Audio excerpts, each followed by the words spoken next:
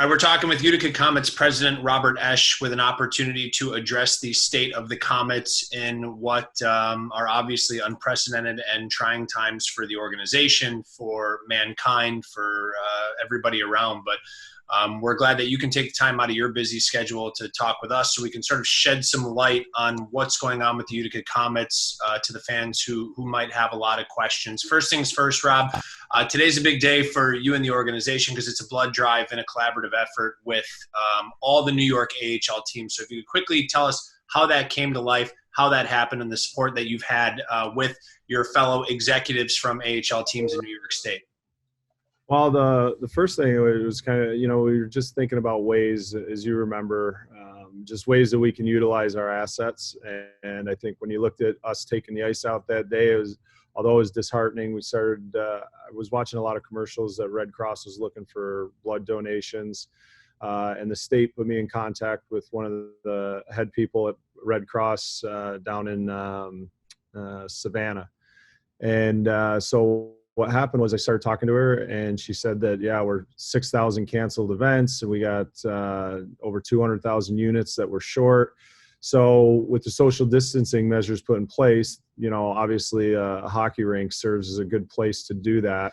So then I was thinking that we could easily duplicate that with other teams. So I called up Howard Dolgan, who was, just a terrific owner all around, and he jumped right on board. And Tom Mitchell down in Binghamton, another terrific guy, an old Clinton Comet, and then Rob Mittner out in Rochester as well. Both of them had issues with their buildings, Binghamton and Rochester, but Syracuse and ourselves were able to do that. So. Then after that, which was really neat, was I asked Gary Heenan and Trent if they'd be interested in going with me to donate blood, and they were all about it. And then it went on and kind of spurred from there. I thought about all the NHL players that were locally. Steve Zalewski, Mike is still overseas. Mark Mowers isn't here either, but both of them I'm sure would have been here with no problem had they been in town. And then Timmy and Tommy Sestito, Nick Palmieri, and Adam Pollock. So we all, were the first ones to sign up. And I thought it was really special because, it's just a small part, but for the hockey community to come together that quick and to fill up the full blood drive almost instantaneously is pretty cool. So with all that, with the blood drive and the former NHLers and pro hockey players and coaches and et cetera in the area, it sort of inspires me to wonder what's the sort of glass half full approach you can take towards this whole thing? What are you learning about mankind throughout this entire process, about people stepping up to the plate and doing whatever part they can, big, small, lending a hand, lending funds, lending blood, whatever it may be. What's your sort of glass half full takeaway in all of this? I think there's, to be honest, I think there's a lot. One, all of our corporate partners have been amazing during this from a standpoint of how can we help each other, and then how can we help others. It's from that standpoint alone, I think there's a lot of things that we never realized that, we had assets that were, such in need in the community, whether it's our restaurants that have kitchens that can provide for the National Guard. We give free meals away to kids Monday through Friday because they're not in school, and that's an important part, the lunch for them. We did a huge donation to the veterans every week. That's ongoing. And then Easter weekend at Aquavino, we were able to identify about 150 families in the refugee community and places like that really we impacted. So that was the good stuff that came out of it. The other thing that I think is really good is, for 7 years, you move at such a breakneck speed that you want to grow. And this has kind of hit that pause button, which has allowed us to really look into, what are we doing? What are your expenses? What are your, where's your revenue derived from?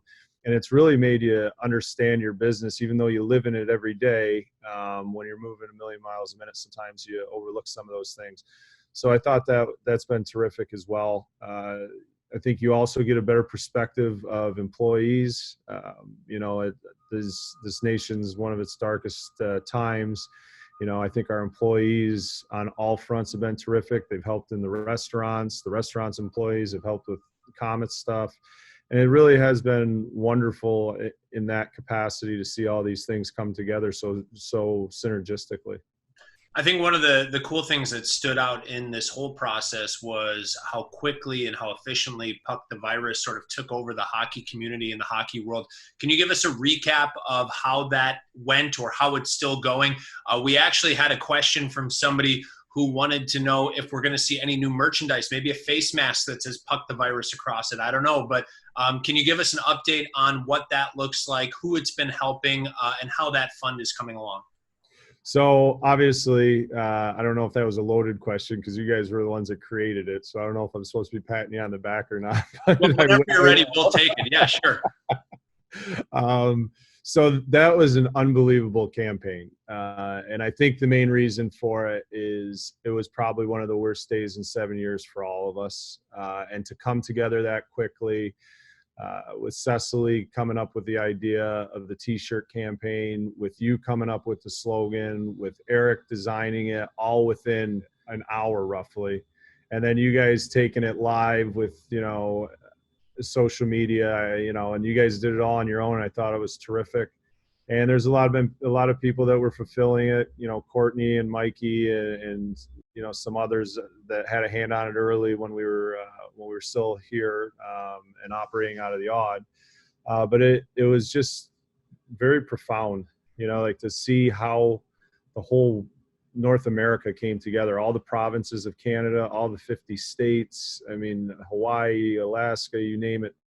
So many from Minnesota. It was really kind of surreal to watch that, and I really appreciated the fact that it gave our staff so much energy, and the staff was terrific during that. The goal of that was a fund that we created for the part-time employees, for the ushers, the ticket takers, the merchandise folks, the concession workers, parking lot attendants, arena staff. And right now we had 11 games left. We had 7 Comet games, 3 Utica City FC games, and 1 Utica College game. And I'm very proud to say that, your guys' idea and your execution of that, we're going to be able to pay every single one of the 166 people their full paychecks as if they worked all 11 games. So for me, my hat's off to how you guys executed on that. And I think there's going to be a lot of happy people when those checks go out next week.